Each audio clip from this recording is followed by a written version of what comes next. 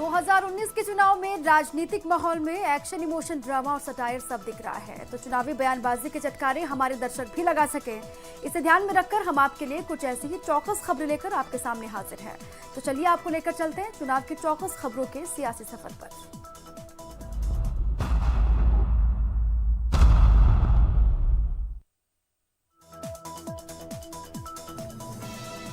ऐसे की अवमानना मामले में राहुल गांधी ने खेद जताया। राहुल गांधी ने सुप्रीम कोर्ट में जवाब दाखिल कर खेद जताया है। बीजेपी प्रवक्ता मीनाक्षी लेखी ने अवमानना की शिकायत की थी।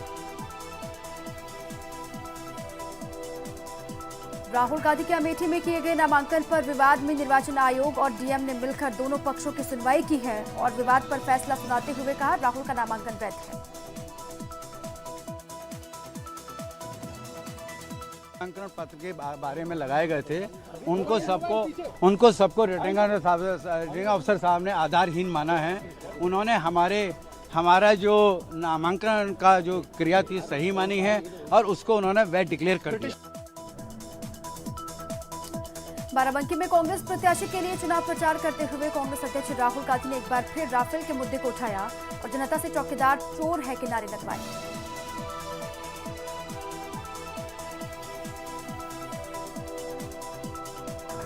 बाराबंकी में राहुल गांधी ने रोजगार के मुद्दे पर बीजेपी सरकार को निशाने पर लेते हुए कहा पूरे देश में हर रोज 27,000 युवा नौकरी खो रहे हैं नोटबंदी और जीएसटी के कारण।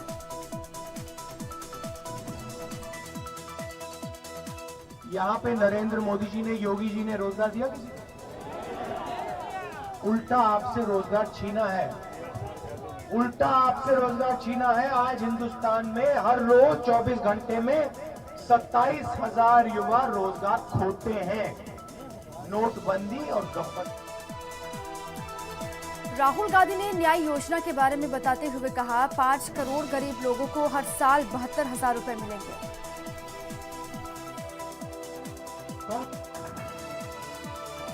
ये 72,000 जो है ये 6 महीने में मिलेंगे, 10 साल में मिलेंगे, 15 साल में मिलेंगे, कितने टाइम में मिलेंगे?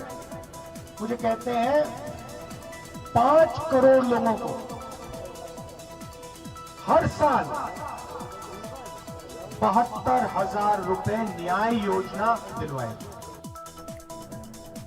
राहुल गांधी ने बाराबंकी में एक बार फिर पीएम नरेंद्र मोदी पर निशाना साधते हुए कहा कि मोदी ने सिर्फ 15 लोगों का कर्जा माफ किया, मतलब आपका पैसा चोरी करके अमीरों की जेब में डाल दिया।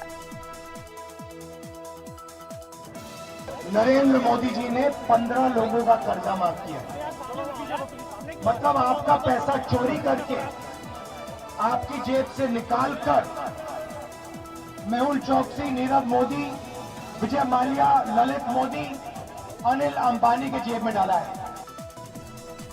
पश्चिम बंगाल में प्रेस कॉन्फ्रेंस करते हुए अमित शाह ने कहा आतंकवाद पर जीरो टॉलरेंस की नीति पर बीजेपी कायम है। बीजेपी के लिए देश की सुरक्षा सर्वोपरि है।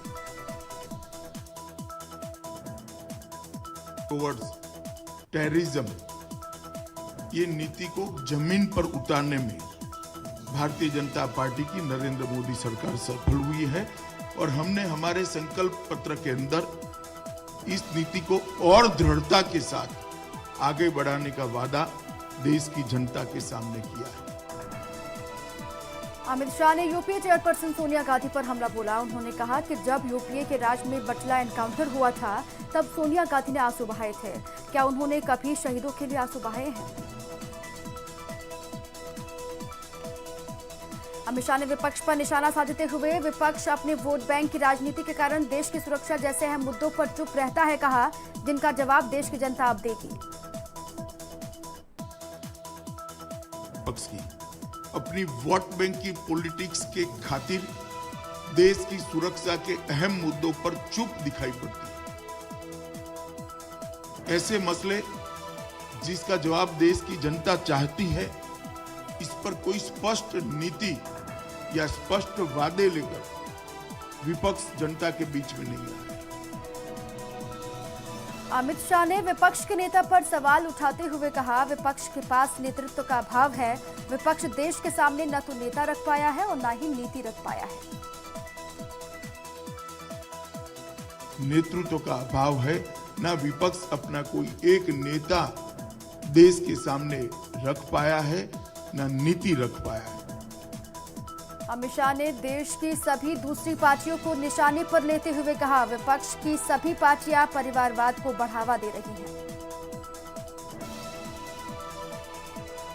दूसरी ओर जो बिखरा हुआ विपक्ष है, हर पार्टी परिवारवाद से घिरी हुई नजर आती है। अपने परिवार के लोगों को ही आसीन करने के लिए उनके चुनावी एजेंडे दिखते हैं। अमित शाह ने बंगाल की प्रेस कॉन्फ्रेंस में एक बार फिर से एनआरसी के मुद्दे को उठाया और कहा, बीजेपी सरकार एनआरसी के लिए पूरी तरह से संकल्पबद्ध है। एनआरसी को देश भर के अंदर एनआरसी को इम्प्लीमेंट कर कर एक राष्ट्रीय स्तर पर नेशनल रजिस्टर ऑफ सिटीजन की रचना करेंगे। सिटीजनशिप अमेंडमेंट बिल जो आसपास के देशों से वहां की धार्मिक लघुमती जो यहाँ शरणार्थी बनकर आई है, इनको नागरिकता देने के लिए भी हमने अपनी प्रतिबद्धता को दोहराया है। अमित शाह ने बंगाल में कहा कि 2 चरणों के चुनाव में ममता बनर्जी को अपनी हार स्पष्ट रूप से दिखाई पड़ी है, जिसकी हताशा से वो चुनाव आयोग पर सवाल उठा रही हैं। ममता बनर्जी ने अब उनकी बौखलाहट स्पष्ट रूप से नजर आती। 2 चरण के चुनाव में ममता दीदी को अपनी हार स्पष्ट रूप से दिखाई देती है और वही हताशा से प्रेरित होकर वो चुनाव आयोग पर आरोप लगा रही हैं। प्रेस कॉन्फ्रेंस में अमित शाह ने ममता बनर्जी पर निशाना साधते हुए कहा, बंगाल के अंदर सभी लोकतांत्रिक नियमों को दफन करने वाली ममता बनर्जी अब जब हार रही हैं तो लोकतंत्र की बात कर रही हैं। ये देख के मुझे अच्छा लग रहा है। लोकतांत्रिक तरीकों का बंगाल के अंदर दफन करने वाली ममता दीदी आज लोकतंत्र की बात करी है, वो देखकर कम से कम मेरे जैसे कार्यकर्ता को बहुत अच्छा लगता है कि ममता दीदी को अब लोकतंत्र याद आ रहा है। प्रधानमंत्री मोदी ने नासिक में चुनावी जनसभा को संबोधित करते हुए कहा, कुछ लोगों को जैसे ही मैं वंशवाद की बात बोलता हूं, भ्रष्टाचार की बात बोलता हूं, देश की सुरक्षा पर बात करता हूं तो विपक्ष को दिल्ली में करंट लगता है। कुछ लोगों को जैसे ही मैं वंशवाद बोलता हूं, भ्रष्टाचार बोलता हूं, देश की सुरक्षा की बात करता हूं, तो मैं बोलता यहाँ हूं और उनको बिजली का करंट वहां लगता है। पीएम मोदी ने नासिक रैली में कहा, पहले 2 चरण के मतदान से देश भर में जो परिणाम आ रहे हैं उससे कांग्रेस को अपनी जमीन खिसकती हुई नजर आ रही है।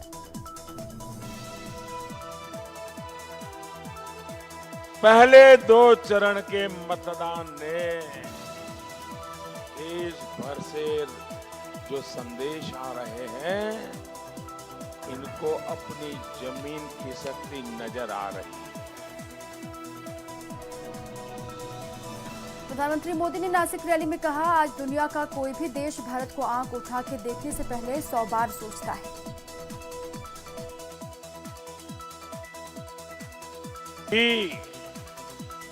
भारत को आंख उठाकर देखने से पहले 100 बार सोचता है।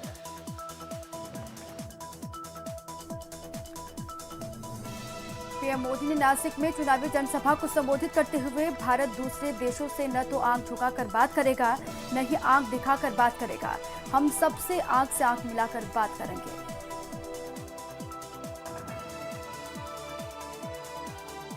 न आंख झुकाकर बात करेंगे, न आंख उठा करके बात करेंगे, हम आंख में आंख मिला करके बात करेंगे।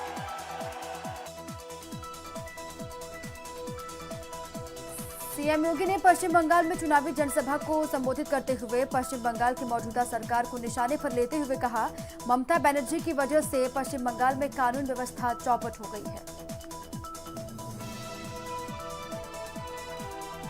बंगाल में सीएम योगी ने कहा, देश में कहीं भी जाएंगे हर एक नागरिक की यही आवाज है, फिर एक बार मोदी सरकार।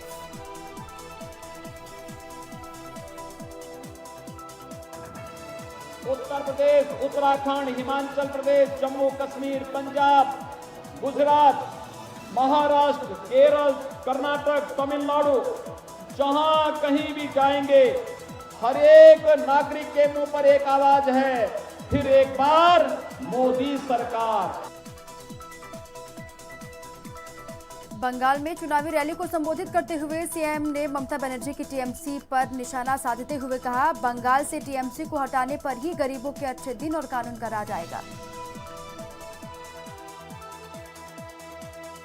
काल में अभी टीएमसी से स्वतंत्रता प्राप्त करनी होगी।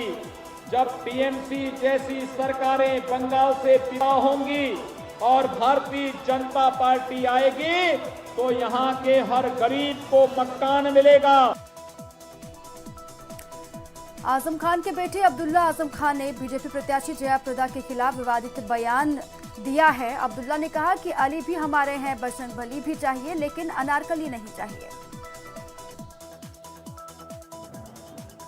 हमें अली भी चाहिए, बजरंगबली भी चाहिए, लेकिन अनारकली नहीं चाहिए। अली भी चाहिए, बजरंगबली भी चाहिए, लेकिन अनारकली हमें नहीं चाहिए।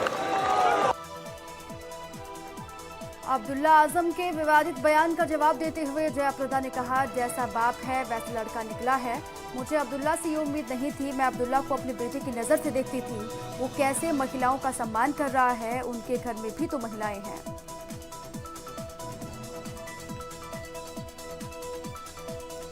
बीजेपी नेता मनोज तिवारी के नामांकन में शामिल हुई सिंगर सपना चौधरी। दिल्ली बीजेपी के अध्यक्ष मनोज तिवारी दिल्ली पूर्वी से चुनाव लड़ रहे हैं।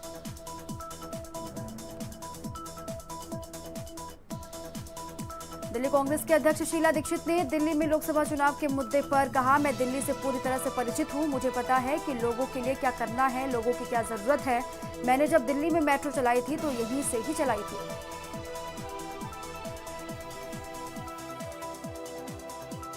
यहाँ के लोगों से परिचित हूँ और वहाँ के लोग भी मेरे से परिचित हैं, तो उसको देखते हुए क्या मैं कर सकती हूँ, क्या उनकी आवश्यकता है, क्या चाहिए उन्हें, क्योंकि जो मेट्रो हमने शुरू करी थी वो इसी इलाके से करी थी।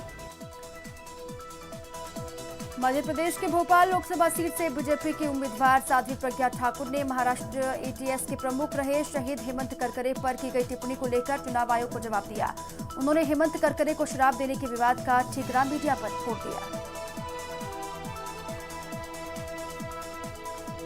संभल में तीसरे चरण के लोकसभा चुनाव के लिए पोलिंग पार्टियां रवाना की गई हैं। अपने अपने बूथों के लिए ईवीएम लेकर बूथ कर्मचारी रवाना।